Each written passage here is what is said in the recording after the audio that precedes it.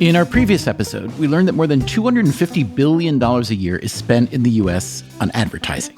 Globally, the figure is nearly $600 billion. That's more than $500 billion on advertising. Because of the digital revolution, television advertising has lost some of its primacy, but TV still accounts for roughly a third of ad spending in the U.S. The Super Bowl alone brings in more than $300 million. And how effective is all that TV advertising? I mean, how good is it at actually selling the products it is telling you to buy? The conventional wisdom says it's got to be effective. Why else would companies spend so much money on it? But the data, well, the data tell a different story. Here's what we heard last week from Anna Tuchman. She is a marketing professor at Northwestern University, and she recently co-authored a massive study on the efficacy of TV advertising. This means that doubling the amount of advertising would lead to about a 1% increase in sales. So your research argues that TV advertising is about 15 to 20 times less effective than the conventional wisdom says, yes? That's right. There are, not surprisingly, objections to this research, especially from the marketing industry. For instance, they will point to the brand building aspect of advertising. It's not just about short-term sales, they'll say. Or the game theory aspect. That is, if you don't advertise your product and your rivals do, where does that leave you? Still, any company that spends even thousands of dollars on TV ads, much less millions or billions, would have to be sobered by Anna Tuchman's findings. Was TV advertising always so inefficient? Or did it lose its luster recently with the arrival of digital giants like Google and Facebook? We don't know the answer to that question. What we do know is that people are spending more time online than ever before, and that digital advertising holds the promise of matching advertisers precisely to the people who want their products. At the end of the day, everything around marketing strategy is around segmentation. That's the former chief marketing officer of Unilever, Keith Weed.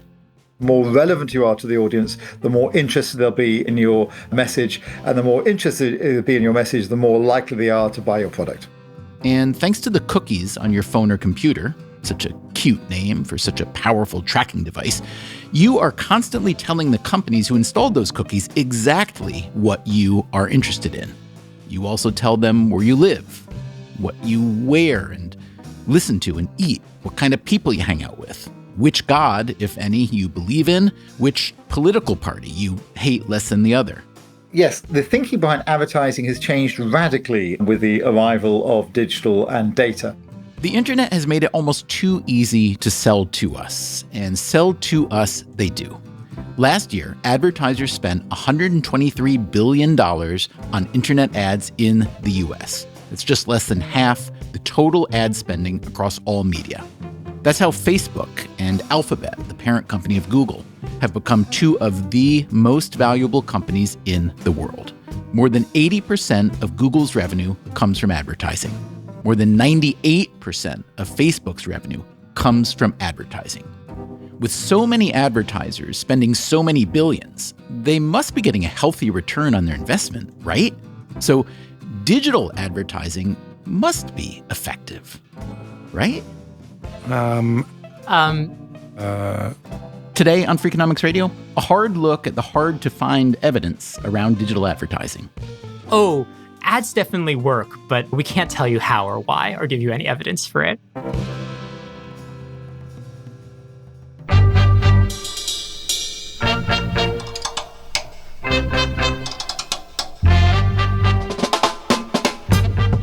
From Stitcher and Dubner Productions, this is Freakonomics Radio, the podcast that explores the hidden side of everything.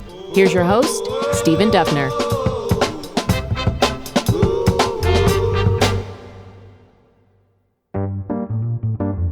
Steve Tadelis is a professor at the Haas School of Business at the University of California, Berkeley. Yes, and I teach and do research in economics. A lot of his research is on the economics of the internet. Back in 2011, he started doing some work with eBay.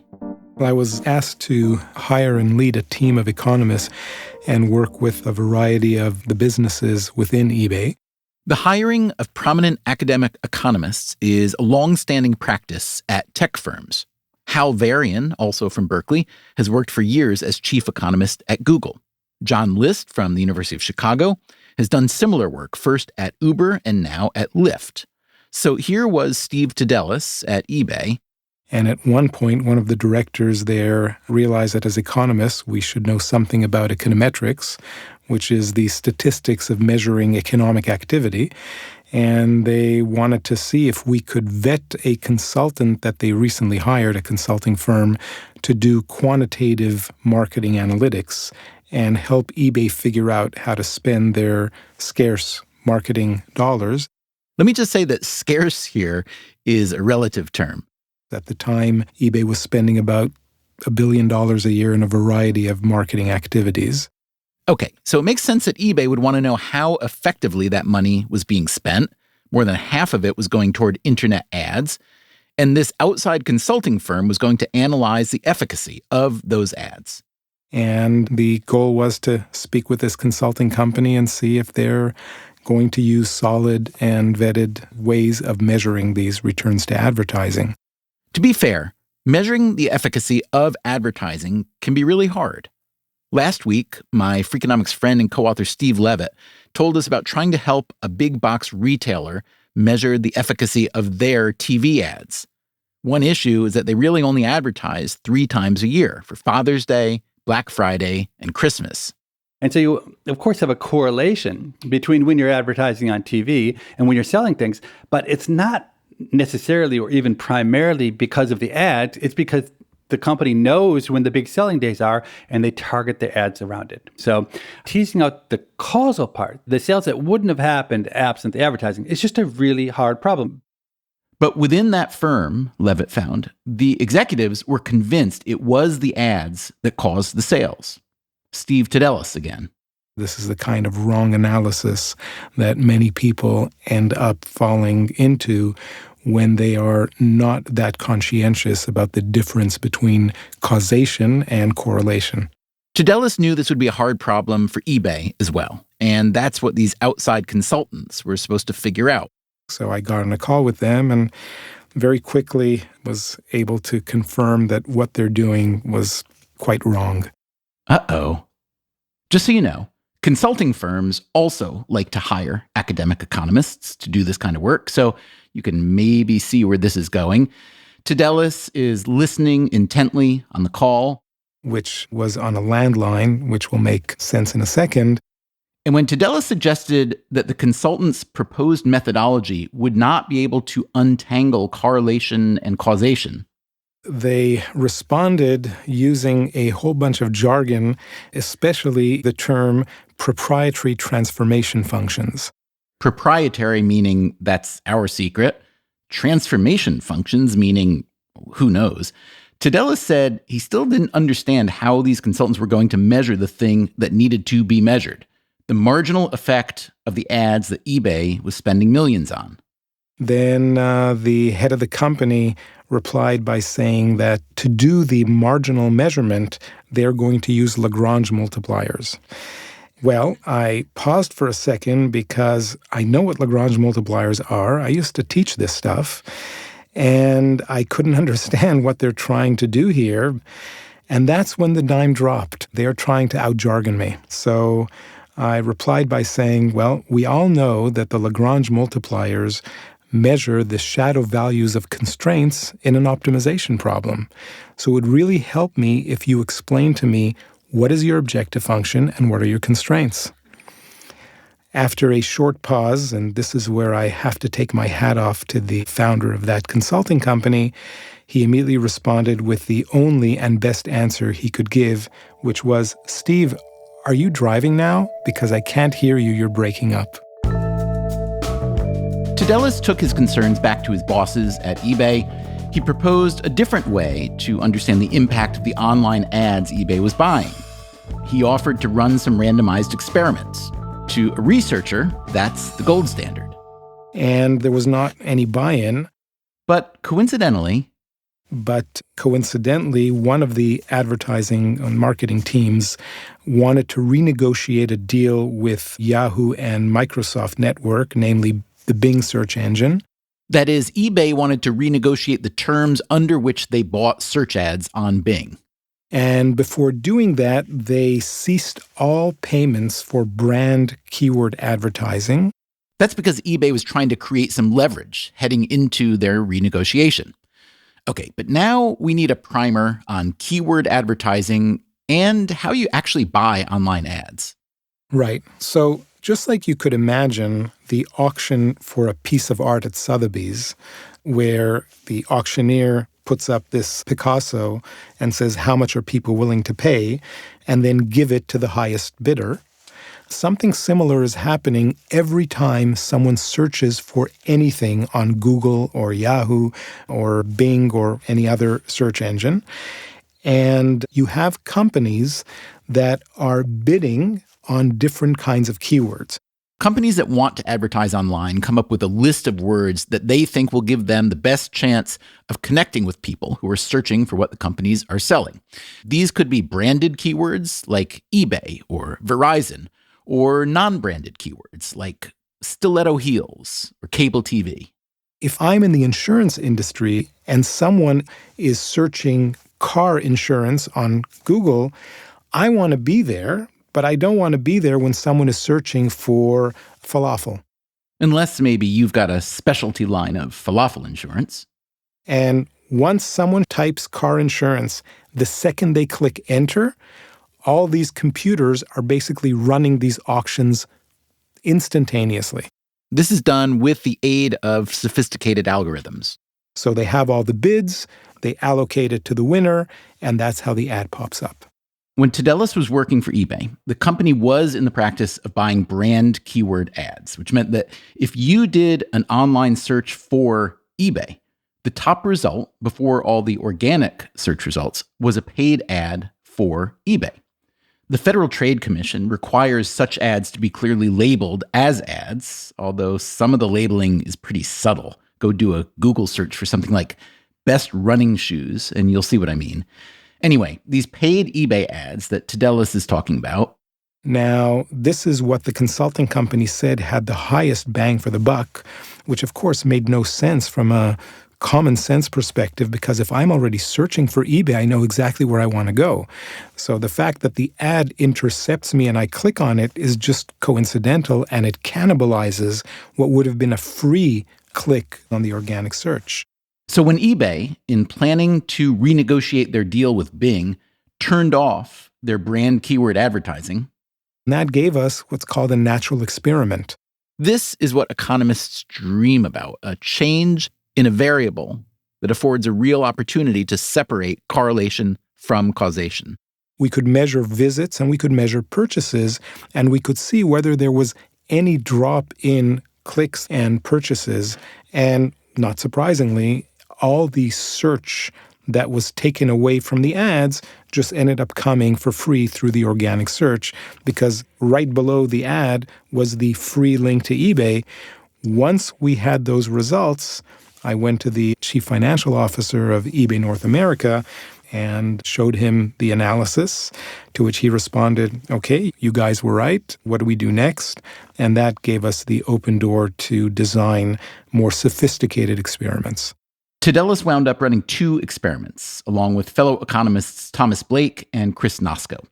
The first one essentially mirrored the natural experiment. They turned off all brand keyword search ads.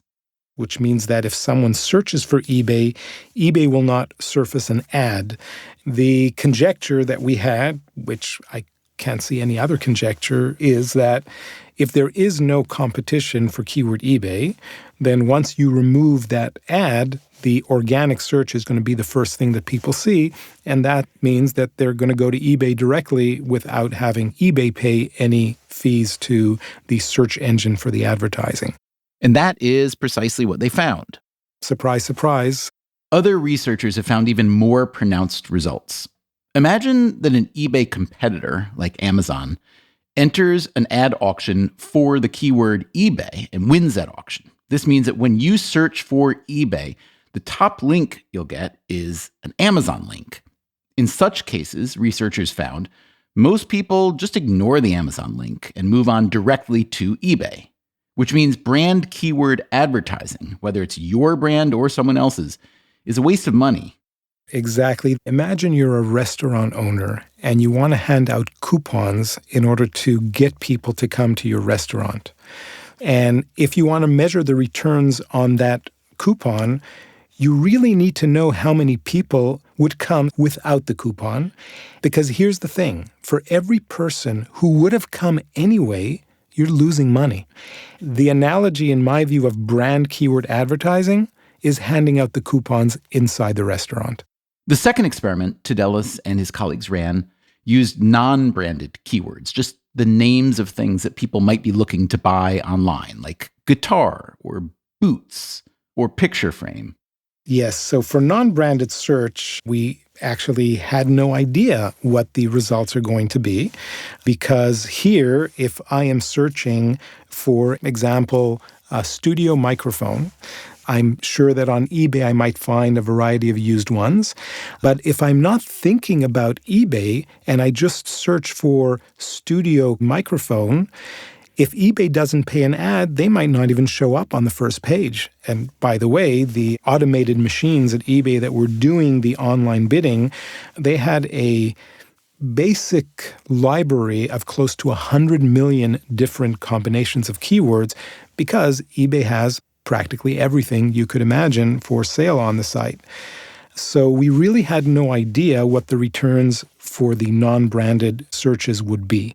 The experiment they designed used a border strategy. That's the same method we heard about in our earlier episode on TV advertising. This takes advantage of what are called DMAs, or designated market areas, what most of us think of as media markets. It turns out that most people living on one side of a market border are socioeconomically and demographically similar to the people living on the other side. When two similar populations are served different ads, which happens all the time, you can isolate the impact of the advertising on their actual purchases. There are 210 DMAs in the US.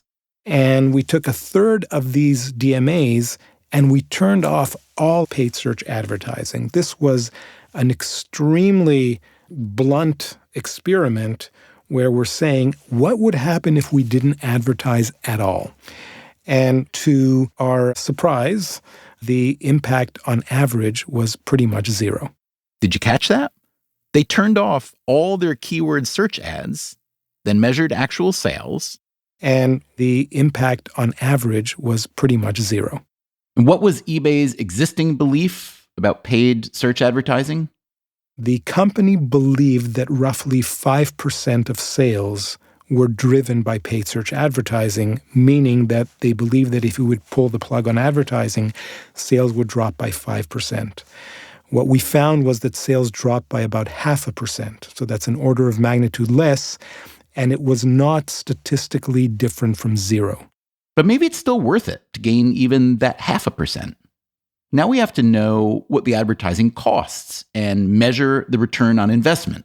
When you did the return on investment for every dollar that eBay spends, eBay believed that for every dollar they're spending, they're getting roughly $1.50 back, meaning 50 cents of net profits. And what we showed is that on average, they're losing more than 60 cents on every dollar. So how did these results go over? Well, the president of eBay, who later became the CEO, he cut the paid search marketing budget immediately by $100 million a year. So what happened next?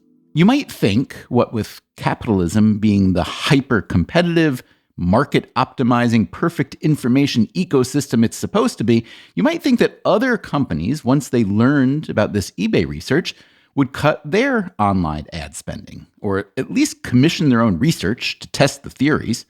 So did they? Excellent question. There was a lot of chatter online after our experiments became public, suggesting that folks at eBay don't know what they're doing, and paid search advertising works wonderfully if you know how to do it. But of course, that was backed with no data and no analysis. In other words, the digital ad community did not rush to replicate the results. Now, given the opportunity to save millions of dollars that the eBay research showed was being wasted, why wouldn't other companies at least poke their own data a little harder? Well, I think there are many reasons. Let's start with the way in which this industry is structured. You could think of 4 different actors here. There's the customer, which is the company or the person who wants to advertise in order to get business. And then you have 3 players sitting on the other side of this market. One is the publishers. That would be Google, that would be the New York Times, or any other place where the ad appears in front of people. The other are the people who create ads. And then finally, a smaller part of the industry are these analytics companies that, like that company eBay hired, are trying to help companies spend this money. And if you think of all these 3 players on the other side of the fence, no one there has an incentive to basically open this Pandora's box. Even within the company that's buying the ads, the incentives can be complicated. Steve Levitt again. If you think about it, no chief marketing officer is ever going to say, hey, I don't know, maybe ads don't work. Let's just not do them and see what happens. So don't get me wrong, I'm not implying that advertising doesn't work. I'm implying that we don't have a very good idea about how well it works. Steve Tadelis agrees. The potential for digital advertising would seem especially large, given its ability to micro-target consumers. And targeting really is key, because one of the lessons we learned from the experiments at eBay was that people who never shopped on eBay, they were very much influenced by having eBay ads for non-brand keywords, guitar, chair, studio microphone. And if eBay would be able to better target ads to customers that are not frequent customers, that's where you would get the real bang for the buck. So as companies become more sophisticated, they could try to engage in these kind of experiments to focus attention on different customer segments in order to see where they get the highest returns on advertising. By and large, I don't see that happening. A big part of it is the naivete on the side of these customers. Customers, meaning the companies who are buying these keyword ads, the one actor sitting alone on their side of the fence, across from the agencies, the publishers, the ad tech firms. And one of the things that I try hard to do is to give people enough information so that they wouldn't be able to do the job themselves. But if someone is trying to sell them snake oil, they'll smell something is not working here. Coming up after the break, is the digital advertising economy a bubble? I do think this is very parallel to the kinds of psychology that had driven bubbles in the past. Also, if you like Freakonomics Radio, and you've gotten this far, so presumably you don't hate it, you may also like the 2 other shows that recently launched within the Freakonomics Radio Network. One is called No Stupid Questions, the other, People I Mostly Admire. I am proud to say that No Stupid Questions, which launched in May, is already coming up on 5 million downloads, and People I Mostly Admire, which launched only at the end of summer, is coming up on its first million. So go listen and subscribe. No Stupid Questions and People I Mostly Admire. You can find them wherever you listen to podcasts. And now, here's an ad that somebody probably cooked up just for you.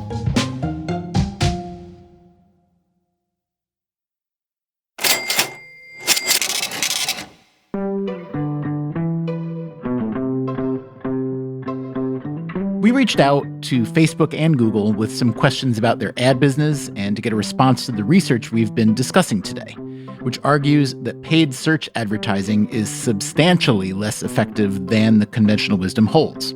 We got no reply from Facebook. The Google representatives wrote back to say, quote, advertisers invest money in search ads because they work. They also sent some internal Google research to back up their claim. Separately, we received an unsolicited email from Hal Varian, the chief economist at Google. He attached a long list of research papers that assert the efficacy of search advertising as well as advertising on YouTube, which is owned by Google. Much of the research Varian sent was done by Google analysts. It offers a robust defense of the status quo. The online ad ecosystem Google has built off of their search capability is quite literally a license to print money. Alphabet, Google's parent company, has a market capitalization of nearly $1.2 trillion. Last year, 83% of their revenue came from advertising. So it would probably behoove all of us to know a little bit more about how this ecosystem functions, whether it's as effective as Google says it is or as ineffective as researchers like Steve Tadelis told us earlier about his research at eBay. eBay believe that for every dollar they're spending, they're getting 50 cents of net profits. And what we showed is that on average, they're losing more than 60 cents on every dollar. So, okay, let's try to understand this ecosystem better. First, we will need a guide. Sure. My name is Tim Huang, H-W-A-N-G. My day job is I'm a research fellow at the Center for Security and Emerging Technology at Georgetown. And before that, I was previously global head of public policy for AI and machine learning at Google. Huang recently published a book called Subprime Attention Crisis: Advertising and the Time Bomb at the Heart of the Internet. It's about how big tech monetizes our attention. When I started to do research, I very naturally started to talk to a couple friends who work at these big tech companies.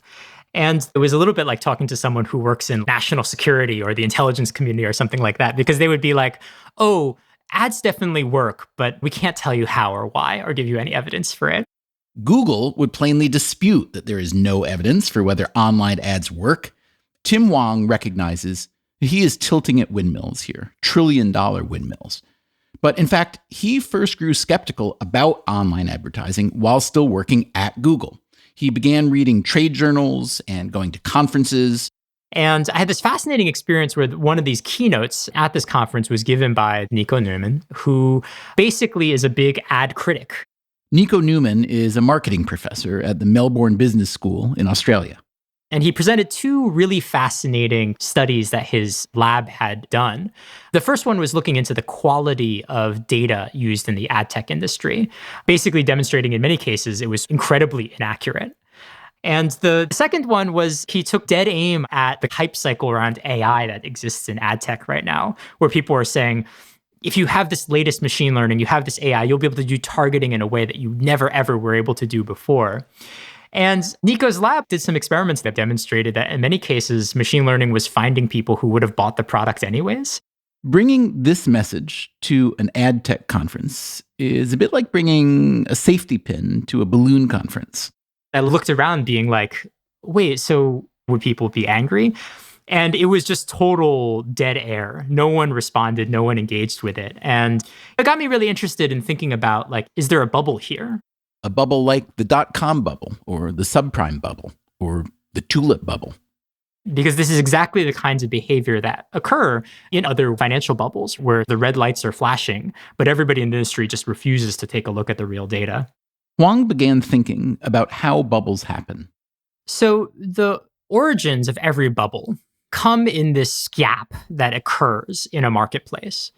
On one hand, you have people who believe that an asset, whether it's collateralized debt obligations or advertising inventory, is extremely valuable. And then on the other hand, what you have is declining asset value. So in the subprime mortgage crisis, we believed that mortgages were always going to just pay out regularly forever, right? When it actually turned out that the package of mortgages were actually a terrible asset. They were toxic and about to go belly up. So how can Huang justify a parallel with digital advertising? I think the first piece is really the big question of, do people ever see ads at all? So Google actually did a fascinating study not too long ago, which concluded that close to 60% of ads on the internet are never, ever even seen. The ad is delivered, but it just ends up in some dumb part of the page, right? It's below the fold or it's along a sideline. But what about the precise targeting that digital ads are supposed to offer? A 2019 study, this one done by 3 academic researchers, addressed this question by measuring the impact of a user's cookies. Those, remember, are the tracking codes that most of us allow to roam our computers and phones in exchange for all the free information we get from companies like Google and Facebook. This study found that when a user's cookies were unavailable, ad revenues only dropped by about 4%. Why would cookies be so ineffective? Tim Wong argues that people pay a lot less attention to online ads than they used to. People often forget that when banner ads were first launched on the internet, their click-through rate was like 50%, completely mind-bending, right? And it's just continued to fall and fall and fall. And now it's like 0.01 to 0.03%. Some estimates of click-through rates are higher than what Huang cites here. That said, precise measurement is hard because there are so many bots clicking on ads, a whole other problem with the digital ad universe. But no matter how you measure it, click-through rates have fallen a lot. As the novelty wears off, habituation sets in, and an ad that might have once grabbed your attention becomes invisible, or worse, annoying. People increasingly don't want ads. So ad blocking, for example, is really, really increasing over time. And I think these factors, not being able to see ads, the questions about the effectiveness of ads, and the rise of things like ad blocking, bring into question whether this thing that we think is so valuable is actually worth as much as we think it is. But if there's such a big gap between the perceived and real value of digital advertising, why are Google and Facebook worth so much money? Look at it this way. There are a couple trillion reasons why Tim Huang might be wrong, but he doesn't think so. His theory is that digital advertising is grotesquely overvalued because it is still so hard to measure. And one reason it's hard to measure is that the marketplace is exceedingly opaque. So there's a fascinating incident that I always think about, which is one of the last times that Mark Zuckerberg was called up to Congress. And one of the questions that he got from one of the senators was, well, how do you guys make money? How do you sustain a business model in which users don't pay for your service? And Mark Zuckerberg was like, Senator, we run ads. And at the time, a lot of the chatter on Twitter was like, haha, look at this super old senator. He doesn't know anything about the internet. But it's true that even if you talk to people in the tech industry and you're like, okay, level with me, Joe Engineer, how do ads work on the internet? It's kind of a rumor. Like, we know this is how the business model works, but no one can really explain how it works in detail. So when I say advertising, a lot of people normally think of like Mad Men, right? But it really looks like what the NASDAQ looks like, which is a largely automated system that moves millions and millions and billions of pieces of ad inventory on a daily basis. As Steve Tadelis explained earlier, most ad inventory is sold by auctions, which are run by algorithms operating at phenomenal speed. This is one contributor to the opacity of the industry. For instance, it can be hard to figure out why certain ads end up on certain pages. If you are a family-friendly brand like Disney, you don't want your ad popping up on a YouTube video showing a terrorist beheading. This has been a source of chronic embarrassment to the ad industry. The prevention of this kind of ad mismatch is known as brand safety. And despite the greatest efforts at trying to eliminate the risk of brand safety from the ad market, people by and large just haven't been able to. Again, the industry itself would disagree. We asked Google how they ensure an ad doesn't show up on a page promoting misinformation or a conspiracy theory. Here's their reply.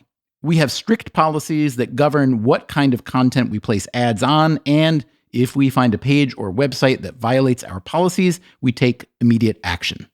In 2019, Keith Weed, the former marketing boss at Unilever, helped create a consortium called the Global Alliance for Responsible Media, which pushes for better ad controls to protect brand safety. At the end of the day, everyone wants a well-functioning internet, and everyone wants it to have a positive impact on the world and not to have some of the issues we're wrestling with right now. I think the path has not been easy so far. This September, after months of advertiser boycotts, Facebook, Twitter, and YouTube agreed to adopt a common set of definitions for hate speech and develop tools to let advertisers have more control over where their ads show up. But Tim Wong thinks the long-standing opacity of the online ad marketplace is just one reason we might be in a digital advertising bubble. I think a second thing is a little bit like in the subprime mortgage crisis. You do have people who have very perverse incentives, I think, to push the effectiveness of online ads, That's the ad agencies, the ad platforms themselves, the people who run ad technology. All these people, I think, have a very strong incentive to say, no, this stuff is way better than earlier generations of advertising, and this is why you should use it. If you've been listening closely, you will notice this is the exact same problem Steve Levitt talked about regarding the TV ad ecosystem. Human beings generally make decisions based on self-interest. No chief marketing officer is ever going to say, hey, I don't know, maybe ads don't work. Let's just not do them and see what happens. Or, as the author Upton Sinclair once wrote, it is difficult to get a man to understand something when his salary depends on his not understanding it. So there is a common practice, which is not very well disclosed in the ad industry, whereby an ad tech company will basically offer ad inventory at a cheap price to the advertising agency. The agency, remember, is paid by you, the client, who hired them to help you sell what you're selling. And then the agency will turn around and say, you should really use this ad tech product and sell it at a higher price. And one of the worries about this is that it changes the incentives, right? Which is typically the ad agency should be working on behalf of the client. But in these cases, they have very perverse incentives to push a distribution of a message that may not otherwise be rational or even useful to them. All of these issues and all the new empirical evidence we've been discussing about the ineffectiveness of advertising has persuaded Tim Wang that yes, the online ad marketplace is a bubble and it might soon pop. In fact, the deflation may have already begun. A few years back, Procter & Gamble, which is one of the largest advertisers in the world, decided that they would run a little experiment. They were going to take about $200 million of their digital ad spending and just cut it out of their budget to see what happens. Procter & Gamble said they were doing this because of concerns over brand safety and the proliferation of bots, which can pollute the data on ad impressions. And the end result was fascinating. Basically, they said that there was no noticeable impact on their bottom line. Again, the ad industry will have a lot of explanations for why this might be, or for why there's a lot of value in advertising beyond short-term sales figures. But Procter & Gamble is a big player. Even if they are wrong, even to a small degree, they're the ones whose money drives the advertising ecosystem. What would happen if this turned into a mass movement among advertisers? One shouldn't underestimate the size and reach of the advertising ecosystem. The sports you watch on TV, supported by ads. The journalism you consume, supported by ads, at least much of it. Google Maps and Google Drive and, well, Google, supported by ads. As well as Facebook and Instagram and Twitter, nearly everything else you consume online and don't pay for, including this podcast and just about every other podcast you listen to. Advertising is also important for Tim Wang, whose day job is researching artificial intelligence and machine learning. Some of the most cutting-edge research in the world is being funded by ads, right? If you think machine learning and AI is going to have a huge impact. A huge impact in the world, that is, from autonomous travel to medical research and diagnosis. You may want to think about what it means that most of it is subsidized through this ad infrastructure. So there's lots and lots of links through the economy that are not always obvious, but I think are worth thinking through because it points out how widespread a downturn could be. So if there is an advertising bubble, can it be deflated in a slow, controlled way to avoid a massive economic unraveling? Tim Wang thinks so, but change won't come from the industry players. They have too much incentive to keep selling. It's got to be driven by the buyers. One of the groups that has the most to lose are people who theoretically might be wasting a lot of money on advertising. But Wang does not think that buy-side pressure will be enough. Because I think one of the biggest problems in the space is that there's no objective third-party evaluator of some of these claims. Claims, that is, about ad efficacy. And so what I advise is kind of a punk rock NBER. The NBER is the National Bureau of Economic Research. What does Wang's punk rock version look like? It's basically a research group that is willing to be a little bit of a troll to the advertising industry. And so again, how do we throw off the veil, reduce the opacity in the marketplace? You really need a dedicated group of people who are doing good research on this front. What you want is a handbrake where you can slowly bring down the momentum in the market so that it can deflate without exploding. There are, of course, many people and institutions already doing research on advertising spending, but let's be honest, most of them have someone's thumb on the scale. And conventional wisdom isn't the only thing that someone like Tim Hwang is challenging. It's also the billions of advertising dollars that drive trillions of dollars of market value. So it takes some courage to suggest that those billions and trillions may not be kosher. One of my favorite arguments that people are using right now is, companies wouldn't put money into this if it didn't work. So isn't that proof that the ads actually work?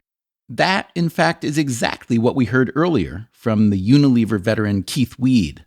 The fact that Coke and Dove and Ford have been around for decades, and the fact that companies like Unilever spend billions suggests that maybe advertising does work. Which is kind of this crazy circular mind maze, if you think about it. But I do think that, again, this is very parallel to the kinds of psychology that have driven market bubbles in the past. One reason to suspect that ads do work well is the underlying assumption that firms like Unilever, who buy so much advertising, are, as Econ 101 textbooks tell us, profit maximizers. So why would they waste so much money? Any economist that tells you that firms are profit maximizing has not ever worked with firms. That, again, is Steve Levitt. The realistic picture is that firms are composed of people, and all of the foibles and shortcomings that people exhibit in their everyday life, they bring those to work with them. We asked Steve Tadelis, the Berkeley economist who worked for a time at eBay, what he thought of Levitt's take on the non-profit maximizing behavior of allegedly profit maximizing firms. As an economist, hearing you say that causes my stomach to hurt. But at the same time, I know that you are absolutely correct. Tadelis, by the end of his time at eBay, had come to think that his cynical view of advertising didn't go far enough. He recalls the time eBay asked him to measure the efficacy of affiliate advertising. Think of bloggers who put in links to, say, company websites. Well, we worked closely with the senior director in charge of spending the money on that. And after a 2-hour intensive meeting, we figured out a way to do that. To do that, meaning to measure whether these affiliate links were really worth buying. He turned to me and said, Steve, if your results look as bad as they did for paid search, I'm not going to believe your numbers. Now, I was obviously shocked because it made me realize that religion and not science is what's winning this battle. But then I realized that it's something a lot more profound and for which I actually have a lot of compassion. If you're working on something for 10, 20, 25 years, this is part of your identity and this is part of what you believe in. And if I'm going to prove that what you thought works so well in ways that you don't quite understand because you're not a statistician or an econometrician and you have to take it at face value, what are you going to believe? Your gut that tells you that what you've been doing for the last 20 years is really influential? Or some egghead academic that's showing you a bunch of equations that you don't understand and is claiming that you're wrong? This digital advertising issue is just part of a bigger conversation about the power of modern technology companies. For their first few decades, they were pretty much given free rein, but now they are facing scrutiny over the breadth and depth of their power both seen and unseen. The US government has brought a major antitrust case against Google.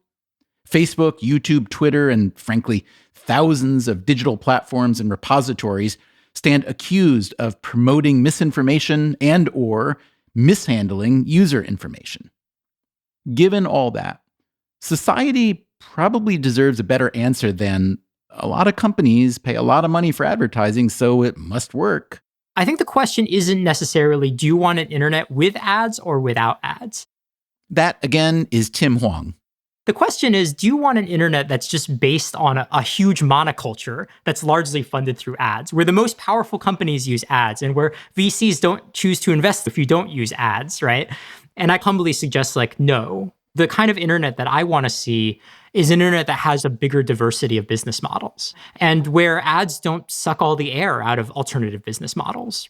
I just think that's a much more robust market. I think it's a more stable market over time. And I think it's one that leads to much better outcomes socially. And so I think that's my vote, which is an internet that accepts many different ways of making money. We should also say that just as there are different ways of making money, there are many, many, many different forms and styles and purposes of advertising.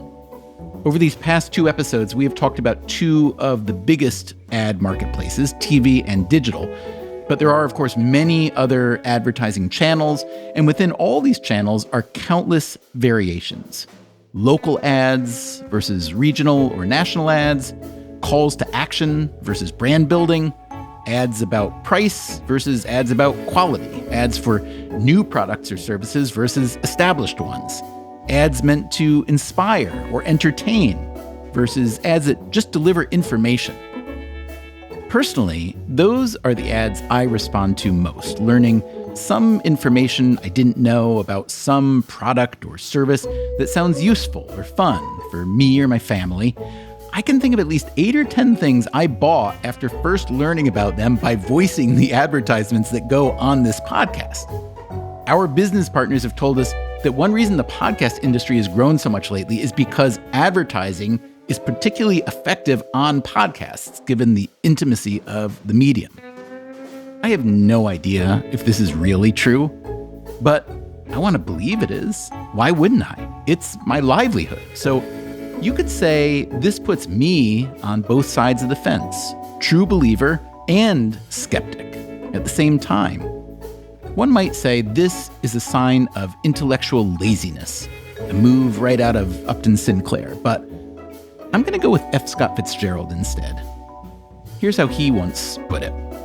The test of a first-rate intelligence is the ability to hold 2 opposed ideas in mind at the same time and still retain the ability to function. Assuming I retain that ability for at least a bit longer, we will be back next week with another episode of Freakonomics Radio. Until then, take care of yourself, and if you can, someone else too.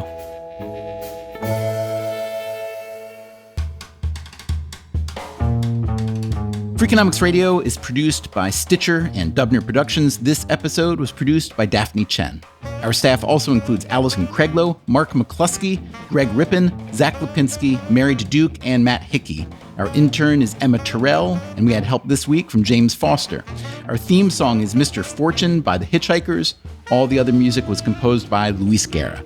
You can get Freakonomics Radio on any podcast app. If you want the entire back catalog, use the Stitcher app or go to Freakonomics.com. Freakonomics Radio can also be heard on many NPR stations around the country. As always, thanks for listening. And I will sort of measure the success of the book based on how much it pisses everybody off.